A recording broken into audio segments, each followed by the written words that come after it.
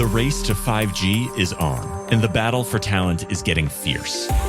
Welcome to 5G Talent Talk with Carrie Charles, a podcast dedicated to helping you face the future workforce head on. Navigate this challenging talent landscape with innovative strategies to attract, retain, and engage people in this new world of work. Only here on 5G Talent Talk with Carrie Charles, CEO of Broadstaff Talent Solutions.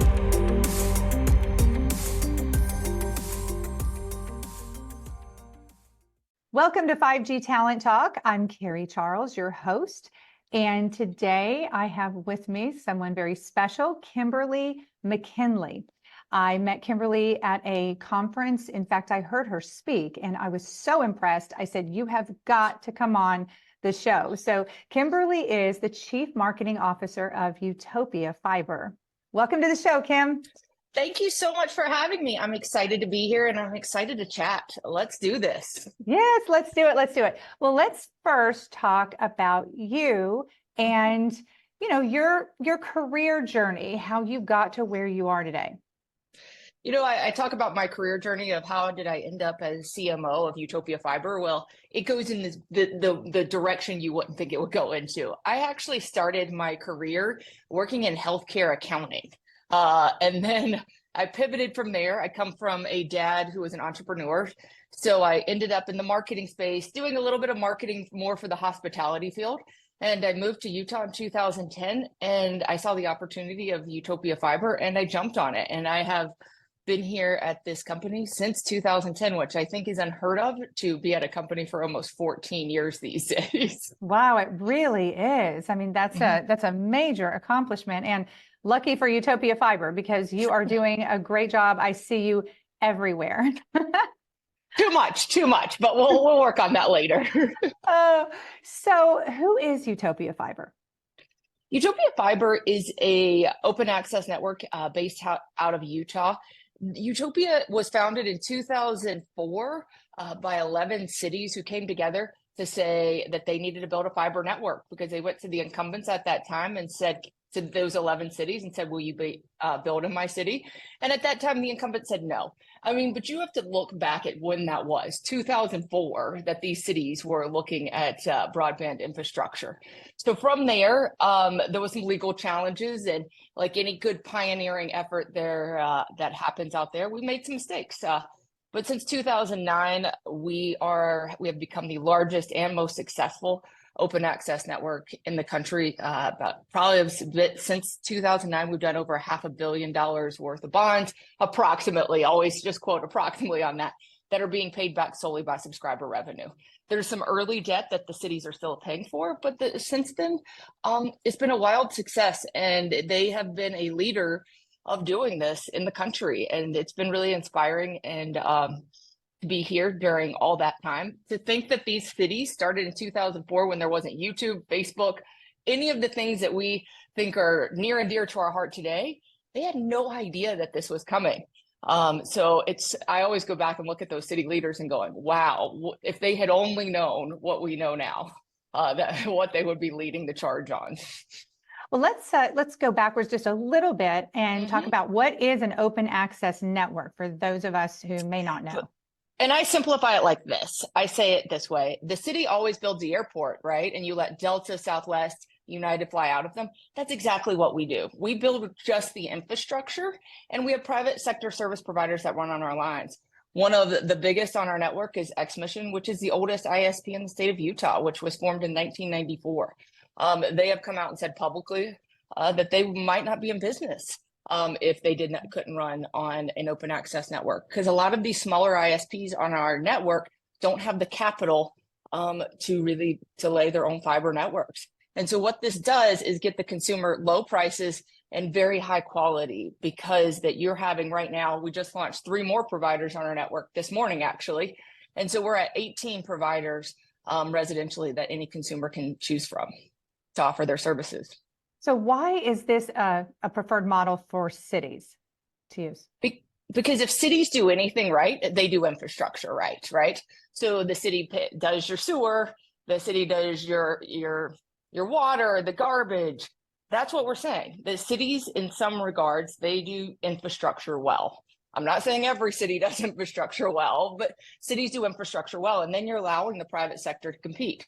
And I think that is just a huge advantage to the open access model, but it is not an easy model, and it's not for the faint of heart to run and operate an open access model. What are the challenges of running an open access model? Well, you have a couple. You have to educate the consumer of what it is, because they don't know what it is. They've been really used to duopolies or monopolies in this space. You also have to manage 18 different providers and making sure that they are offering the quality and making sure they're treating your customers well. And I mean, that's basically, I always say, it's like having 18 bosses that you're always reporting to, and they all want something different, and how to kind of rally everybody together to say that we're in this together and not play the blame game. Utopia could blame the ISP, and the ISP could blame Utopia, and then the customers in the middle. So we really take this as we're partners with our ISPs, and we want at the end of the day, the consumer to have the best experience. And if you go on to Google and look at the Utopia Fiber reviews, we have almost 3,000 reviews with a 4.6 Google rating, which is really unheard of in the telecom space. So you have mastered open access. We've mastered, I think, the customer experience. I think that I always say everybody who signs up with Utopia, when we do an install, they get a welcome box, and it has a blanket, it has red vines, it has popcorns, and it has 2 referral cards. And what it says in there is, we understand you have choice, and we are glad that you picked us. And we're just changing, I think, the paradigm of saying, like, this industry has always been known for that you need the ISP, right? We're changing that. We're saying, we need you and we appreciate you.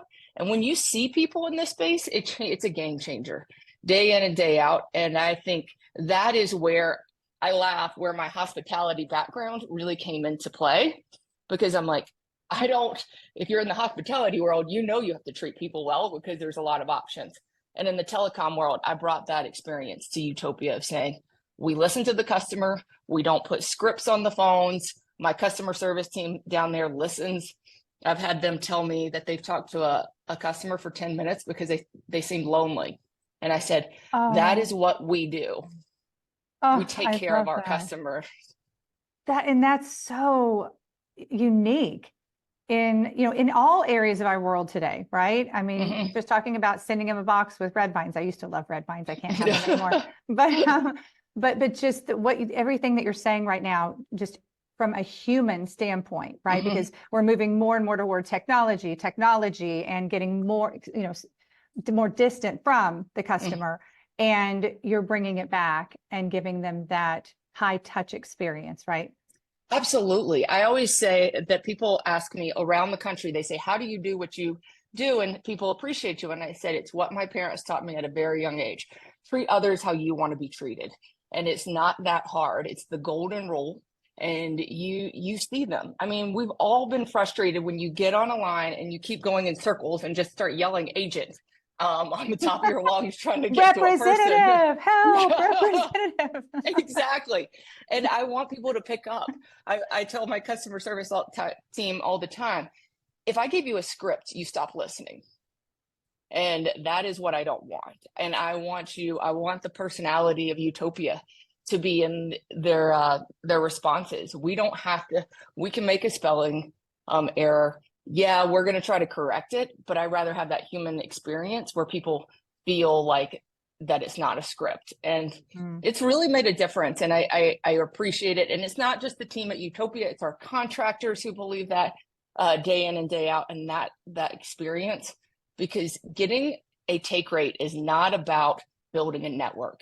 It's about seeing the customer and really valuing the customer, and that they have money to spend, and they can spend it at numerous different places in most parts of the country, not in all, but in most parts of the country. I'm hearing a lot more about open access networks. So why are we seeing a rise in this model in the US? I think we're seeing a rise in this model because I think cities don't want to become an ISP, right? They don't want to have that burden put on them. So they say, well, we want to own the infrastructure. Then we can allow some of these guys to come in and operate on it without having to staff up. And I think that's what you're really seeing as you're seeing municipal models really grow in this country. You're seeing open access models because everybody is boiling it down that we need more competition. And that is what open access brings. But I say it day in and day out that open access is not the solution for every community, nor should it be. I think as we get the states connected, it's going to be a variety of different models. But my personal point of view is let the communities decide what is best for their residents. Let's not force models. Let's not say open access is good for everybody or single access. Let the communities decide and what's best for them because it's a local choice issue. Right, right. So I know we've spoke a little bit about your company culture at Utopia and your retention rate. So describe what's great about your company culture and why people stay. I mean, what you said, you have a very high retention rate, right? We do. And I don't know what the percentage is, but I know that personally I have 4 managers underneath me, and the person who's been here the shortest amount of time has been 6 years.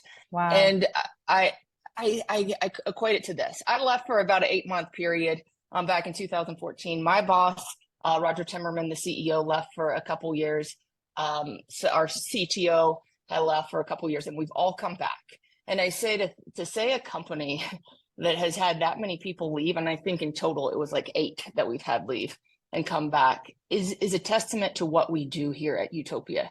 And we believe it's a cause. It's not a job. When I look at the Slack or whatever the communication is, and I see the firing up of the people and they're angry or they're frustrated, they wouldn't be frustrated if they didn't care about the company deeply, because people just let it go by if they didn't care. And that's what I see day in, day out. And we laugh here. I've been up front and I've seen somebody in one of those blow up dinosaur costumes. We make jokes. We don't take ourselves too seriously. I always say that we're a big dysfunctional family here at Team Utopia. Some days we want to kill each other, and some days we all want to sing Kumbaya in a circle together. It's a unique culture that I don't think that many companies have anymore, because it's become so corporate. And we still have fun. We have a job to do, and we get it done every day of the week. But what I tell my staff all the time, first of all, your family comes first, always, never think otherwise. And make sure you laugh and enjoy this place, and don't get caught up in numbers. I think that's where the corporate world is really losing some of some people, is because you feel like you're a number, or you need this metric instead of seeing the humanity behind it. So I say it's not even just with the customers that we see. I want to see everybody internally. So I travel a lot. If you've seen me everywhere, I do travel a lot. But when I'm in town on every Friday, I meet with my entire team. That's not just the managers. That's customer service, who gets to get off the phone and for an hour, and they get to ask any questions. Because I want them to always know that they matter, because I can't do what they do. And I want them to understand that they get access to everybody on the executive team, and that they're not just sitting there and that we don't care, because I understand that they're the faces of this brand to the consumer, and they're just as important as anybody else.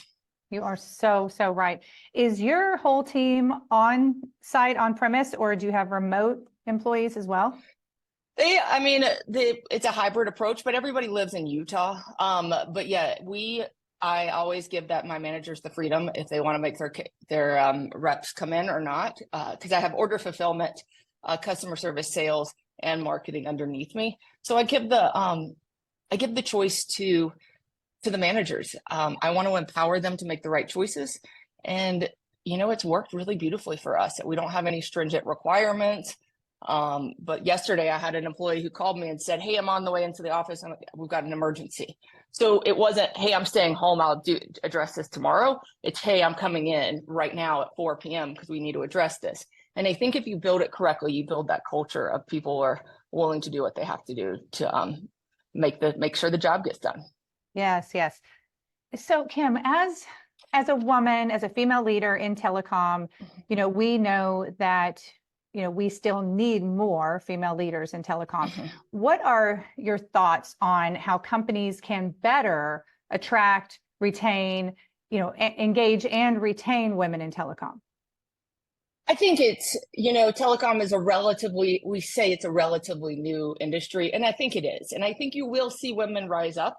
I think some of the flaws that I've seen with women is that they forget that they have a perspective and they try to fit in to the status quo of what telecom has been, right? And I think it's attracting just people with open minds and different ideas is what's going to bring women into telecom. I work for Roger Timmerman, and he has always been the one who's promoted and said, he said this to me, and I will never forget this.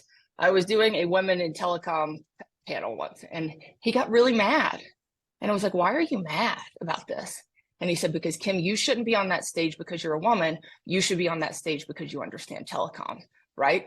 And I was like, that resonated with me because I had a boss who really promoted, like, this stuff. You are good enough to go on that stage. Even if you don't know the back end engineering, you know a lot. So I think having those men in in power positions who can raise other women up and help them see that it's not just a tech industry. There's so much more to this industry than that. So I think you're going to see them. I'm seeing more and more every day. And I just always want them to believe women out there is that you don't have to wear a specific thing. You don't have to say a specific thing. You can be yourself and have your unique points of view, and you're just as important as anyone else. And Carrie, I'll tell you this story. And this is one of the most powerful stories I think I repeat this story all the time to my staff, is that the first time 6 years ago was the first time I ever stepped on a stage. And it was because my boss had Hamilton tickets. So he was supposed to speak, and then he sent me, and I was like, you have got to be kidding me. And I went to my therapist's office and I said, therapist, I am not good on stage. I don't wear suits. I wear jeans. I say the wrong thing all the time. How am I going to do this? And he said, the most important thing anybody said to me probably in the last 10 years. And that's what will make you powerful. Because people want to see themselves on that stage. They don't want to see the perfect person with the perfect presentation and the perfect everything, because they don't resonate with that person. They resonate with the person who's real, who's saying what they think. And I was like, wow. And I think that's where I like to say to women is, say what you think. Be bold, be whoever you are, and be authentic. And that will take you in power positions that nobody even considers. Wow. We need to rewind that and play it over and over again. And that was powerful for all of us to hear. And that's something, when I saw you speak, I noticed all of that, right? I thought, wow, look at, she's confident. She knows what she's talking about. And she's I love authenticity. And you were just so authentically you. And what are your thoughts? Because I have strong thoughts on, people, not just women, but people getting on stages and panels. And, I think there's so many opportunities in our industry to do that. And, what do you do when it's just not you? I have so many people tell me, it's just not me. I just don't speak. I don't get up there. How do you overcome that? I think you just go up and you go up and address your fears. And I do this every day. If something scares me, then I know I need to do it.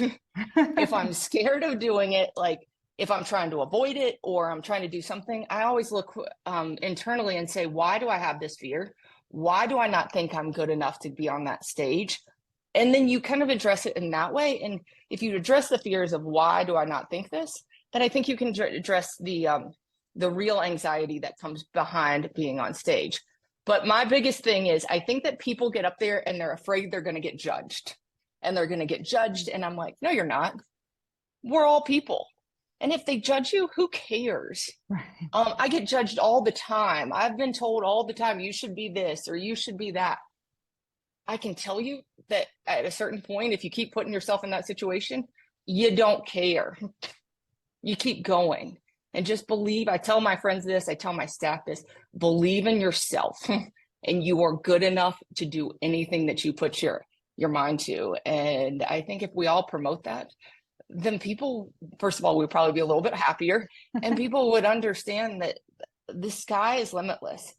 When I got into this field, I was thinking this years ago, I would have never thought that I would be, I'm the vice chair of the Fiber Broadband Association. I'm a board member of the American Association for Public Broadband. I'm on stage all the time. And I never thought in a million years that I would be able to do that, even probably 5 years ago.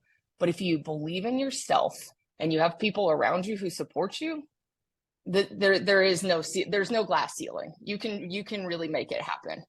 Because there's a lot of powerful women who've come before me that I am in awe of. You have the Heather Golds, the Joanne Hovises, the Katie Espis. I always mess up her name, from EPB in Chattanooga, Katie from Chattanooga. You have a lot of these women who forged a path for all of us. And I think that that's a really powerful thing, to look at the people who come before you and make friends with them. There's so many friendly people in this industry. I always say, come up to me, come up to anybody in this industry and introduce yourself, because you never know where that relationship will ever take you. So true. I have one more question, Kim. Yeah. And that's about leadership, because we talked a lot today about, a little bit about leadership and your style and your team. And so what principles guide you when it comes to leadership? And, what do you feel really makes a great leader? I think is listening. I say lead with compassion to all my team members, and lead with understanding. Compassion and understanding, I think, is a great leadership quality. Understand when somebody makes a mistake, that everybody makes mistakes. Never punish somebody in front of people. If you want to have a conversation, I always say, if I'm having a situation with one of my team members, I'll sit them down and I go, what's happening? I'm not assuming that you're being bad for the sake of being bad, but I want to know what's happening in your life to cause this, because I know better. So just not assume. I think a lot of people assume that everybody's out there and they're trying to cut their throats or slash their throats to get ahead. There's a lot of people who are not. And I think this, Carrie, you're making me understand what I say all the time. It's just seeing your employees for who they are as humans and not as workhorses, because we all have good days. We all have bad days, and we keep going. It's about not being perfect, but getting up every day and saying, what can I do better? One thing better today than I did yesterday. Like, one of my team members wrote me yesterday and she goes, Kim, I just sent out an email with wrong information to all these people, all our providers. And I said, okay, just send out a follow-up email and say you made a mistake. Who cares? I'm not going to get up. We're not going to have a write-up because you made a simple mistake. We all do it, and we just have to be forgiving and see the people and say, okay, why did we make that? Can there be anything that we put into place to correct it? Yeah. And this is one thing my dad taught me as owning a business, is give people the freedom to make mistakes. Never micromanage them. First of all, I don't know how to do my job from order fulfillment, right? Or their job down in my order fulfillment team. And I'm never going to make the policies of what they should do, the procedures of how they should do it. I always say, you're the ones who do this every day. You're the ones who have to see it. Why the heck am I the one who's going to make the procedures of how it's done? I'm going to give you the parameters, but how it gets done and how you're making that meal inside of there, I don't care. And that gives them ownership in that process of saying, I did this. And when you have ownership, people vest in more, they believe in the company more, because they believe that they're making change in companies. What I see in big corporations, and why no corporation would ever hire me, or I probably would ever work for a really big corporation, is that it's like micromanaged, that you don't have any freedom to make mistakes because so many lawyers or whatever are at stake. And here it's like, okay, well, I always say that there were decisions 10 years ago that, yeah, I hate to meet myself today for those decisions because I made them. But that was the information we had. That's what we did at the time. But it doesn't make, like, why get mad about it? Let's just move on. We got too much crap. So it's like a little bit of a freedom. It's about being seen, and it's holding them accountable at the end of the day of saying, did you reach this? Okay, you didn't. What can we do to get you there? And Carrie, I'll say this. I mean, I have customer service reps that are under me, and I think the one who's been here the shortest is 2 years. It's not about the pay. People, I could work for a government agency. I can tell you that these people here do not stay for the pay, because in the telecom field, you can make double to triple what we're making as a governmental agency right now. And it's about, if you see people and you give them the freedom, then retention will come in a different way. Because I've never moved for money, and I don't think I ever will. Because I think if you have the ability to make change, it changes everything. Wow, mic drop. If you have the ability to make change, it changes everything. Kim, this has just been fantastic. What's your website? How can we reach you? Utopia Fiber? Our website is www.utopiafiber.com.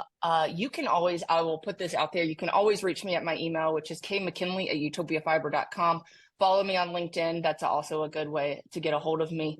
I try to be as accessible as I can, because I know that this is a small industry and we have a lot of work to do in the next few years. So reach out. And if I don't know the person, or if I can't help you, I can definitely find the person who can. So I love this. Oh, Kim, thanks so much for coming on the show. This is just, I really, really love this conversation. It's been great to be here, and invite me back anytime. And I hope to see you around, Carrie. You will, definitely. All right, take care.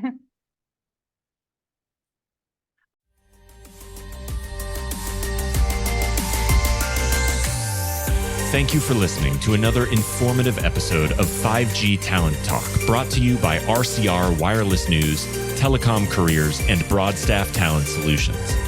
As we advance into the future, we promise to bring you the resources you need to navigate this ever-changing landscape of 5G to help you attract, retain, and engage people in this new world of work. To access the show notes or leave a review, visit broadstaffglobal.com. Until next time.